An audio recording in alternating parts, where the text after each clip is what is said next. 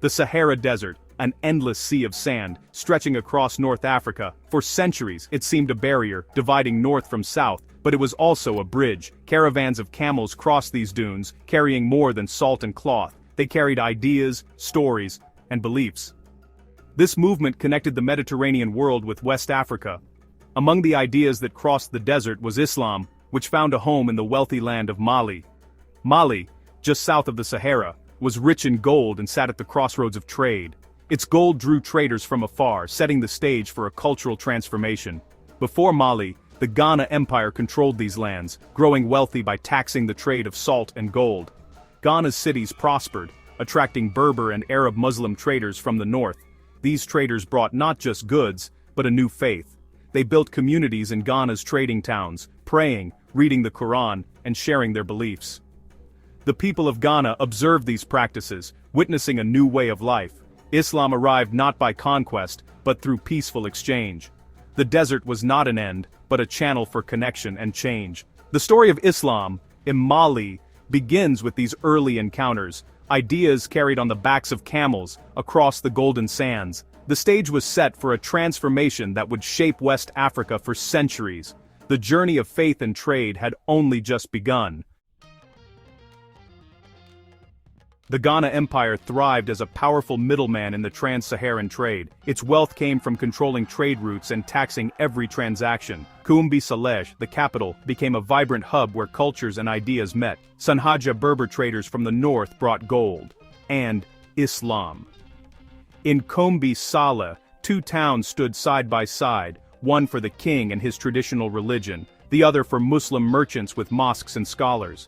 This arrangement allowed peaceful coexistence and flourishing trade. Muslim traders brought not only goods, but also literacy and the Arabic language, which became vital for trade and diplomacy. Muslim scribes and administrators served in the royal court, linking Islam with power and administration. While Ghana's rulers didn't convert, they welcomed the benefits Islam brought. Muslim communities strengthened trade links and opened doors to knowledge and technology. Islam's first seeds in West Africa were planted through trade, not conquest. The local population observed the discipline and honesty of Muslim merchants. These early whispers of faith would soon grow into a powerful voice.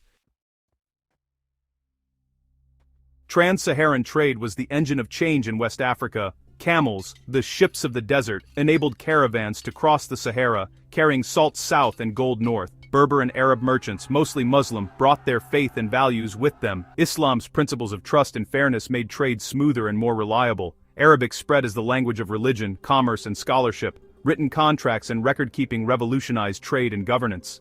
Caravans became mobile centers of culture and learning. Local people working with traders witnessed daily prayers and heard stories of the Prophet Muhammad. Islam's arrival was gradual, woven into daily life through peaceful exchange. The desert's caravans carried more than goods, they carried a new way of life. The faith spread not by force, but by example and interaction. The golden sands became a highway for commerce and creed. Islam's journey across the Sahara transformed West Africa forever.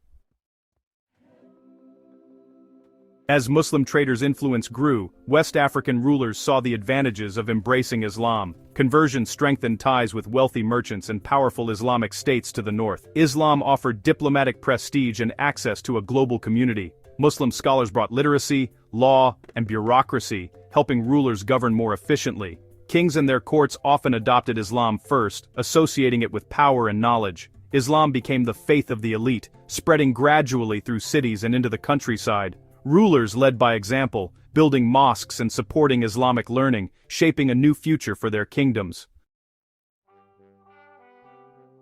The Mali Empire reached its height under Mansa Musa, its most famous ruler. In 1324, Mansa Musa undertook the Hajj, the pilgrimage to Mecca, with a caravan of legendary wealth. His procession included thousands of attendants and camels laden with gold. Musa's generosity astonished the Islamic world, even disrupting economies with his lavish gifts. His pilgrimage put Mali on the map, making it famous for both wealth and piety. Stories of his journey spread across Europe and the Middle East, cementing Mali's legendary status. Musa returned with scholars, architects, and theologians, determined to transform his cities. He commissioned grand mosques including the Jingwereber Mosque in Timbuktu. Mansa Musa imported knowledge and culture, embedding Islam deep within Mali's heart. His pilgrimage marked a turning point, making Mali a beacon of faith and learning. After Mansa Musa's pilgrimage, Timbuktu blossomed into a global center of Islamic learning. Its mosques, Jingwereber, Sankore, Sidi Yahya, became universities, attracting scholars from across Africa and beyond. Students studied Quranic law, astronomy, mathematics, medicine, and philosophy. Books became Timbuktu's most valuable commodity, fueling a thriving manuscript trade. Private libraries preserved ancient wisdom and Islamic scholarship. Timbuktu's scholars produced original works, chronicling their own history and expanding Islamic thought. The city became a desert library, a beacon of knowledge and faith. Islam in Mali was not just imported, it was shaped by West African minds.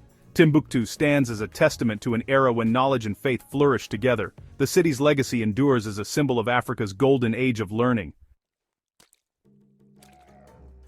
Islam in Mali blended with local traditions, creating a unique West African faith. Urban elites practiced Orthodox Islam, while rural communities mixed it with ancestral beliefs. Islamic law reshaped society, promoting literacy and education for all. Festivals and daily prayers became part of Mali's rhythm, uniting diverse peoples. Trade, leadership, and knowledge drove Islam's spread, from camel caravans to royal courts and centers of learning.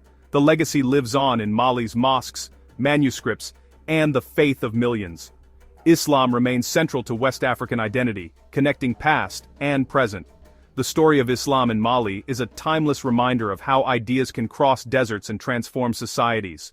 Thank you for watching. If you enjoyed learning about the spread of Islam in Mali, don't forget to like, subscribe, and share for more fascinating history. See you in the next video.